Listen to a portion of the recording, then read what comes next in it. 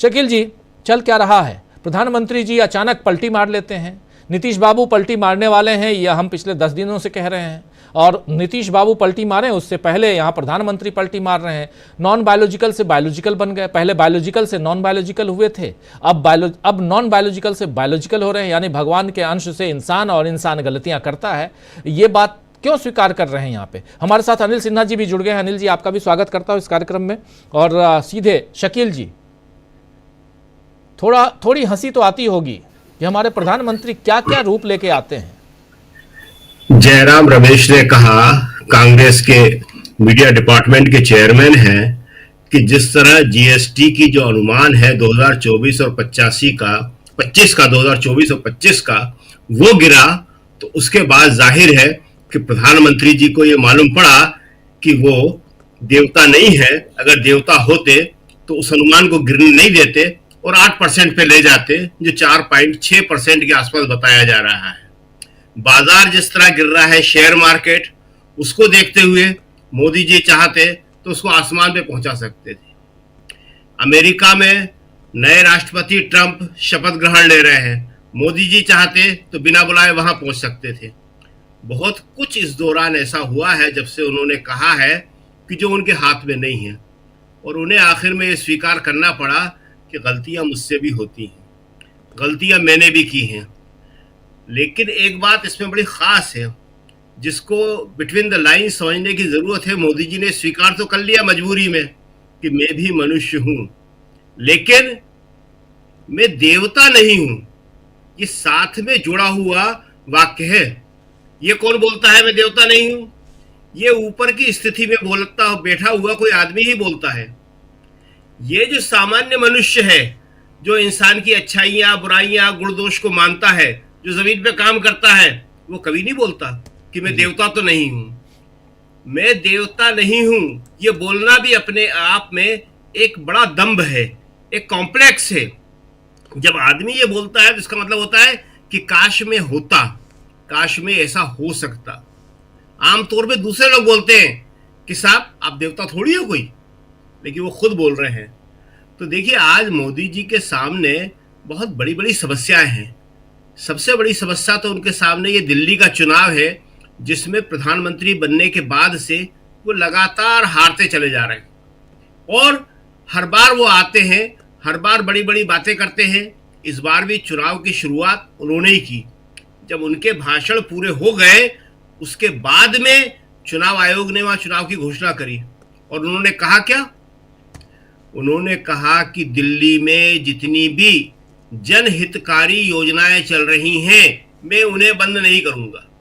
क्या मतलब? आप तो कहते थे कोई योजना ही नहीं चल रही। यहां पे हम ये नहीं कह रहे कि योजना चल रही कि नहीं चल रही, लेकिन आपने तो स्वीकार कर लिया कि यहां पे कुछ योजनाएं चल रही थी जो जनहितकारी थी, मैं उन्हें बंद नहीं करूंगा।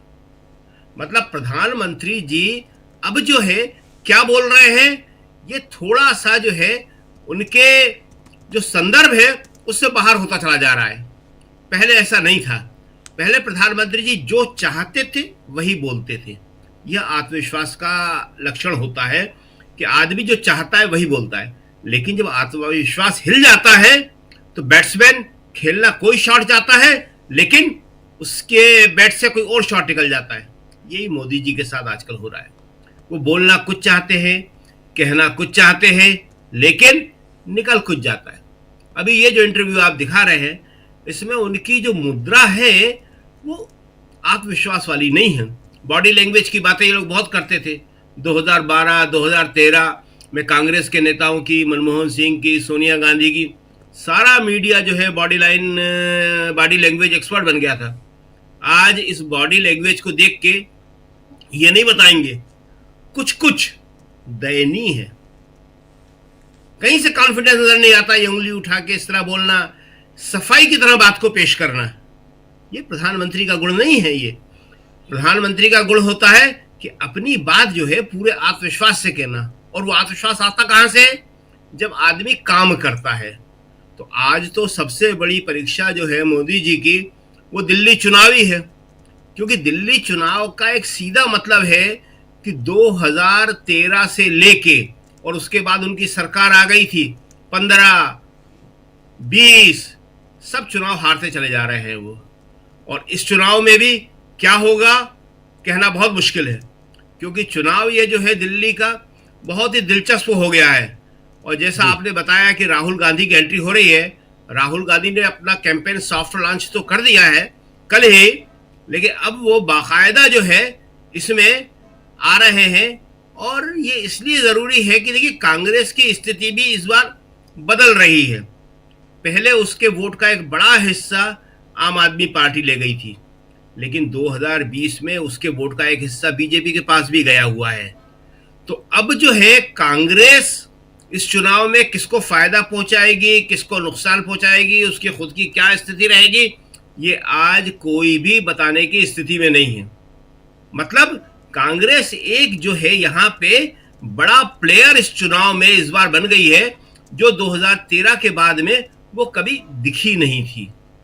यहाँ के कई नेता हैं कांग्रेस के, कई प्रत्याशी हैं जो बहुत अच्छा चुनाव लड़ रहे हैं इस वक्त में, और जिससे बीजेपी और आम आदमी पार्टी दोनों के प्रत्याशियों में खलबली मची हुई है। तो ये चुनाव बहुत ही इंटरेस्टिंग होने वाला है।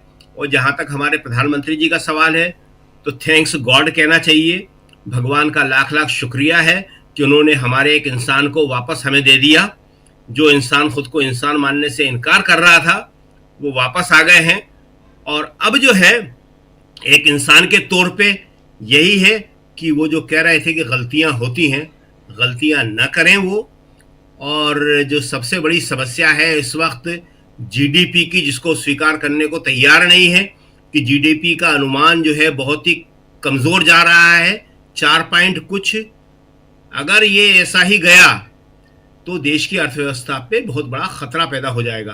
और एक बात बता दें कि ये जो थोड़ा बहुत संभला हुआ है, थोड़ा बहुत, वो कृषि की वजह से संभला हुआ है। कृषि, खेती किसानी, परंपरागत खेती किसानी, इसमें जब हम लिखते हैं तो भक्त लोग आके कहते हैं कि देखिए मोदी जी ने खेती किसानी संभाल रखी है। नो, मोदी जी ने नहीं संभाल रखी। जो पारंपरिक खेती किसानी है उसी के दम पर इतना संभला हुआ है। आज डल्लेवाला जी की हालत क्या है, जगजीत सिंह जी की अनशन के आज 45 दिन से ज्यादा, 45 दिन हो गए आज उनको। इतनी गंभीर बात है, एक देश के प्रधानमंत्री को कोई चिंता नहीं है उसकी कि एक किसान जो है बॉर्डर पे बैठा हुआ 45 दिन से भूख हड़ताल कर रहा है, उसकी कम से कम हियरिंग तो कर ले, उसकी बात तो सुन ले कि भाई क्या बात है। सुप्रीम कोर्ट ने कहा, लेकिन कोई सुनने को तैयार नहीं है।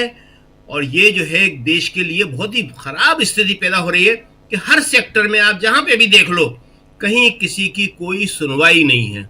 और ये जो है मोदी जी अगर वापस इंसान बनते हैं, आते हैं और लोगों की बात सुनते हैं, तो इससे अच्छा और क्या होगा। जी राजीव जी।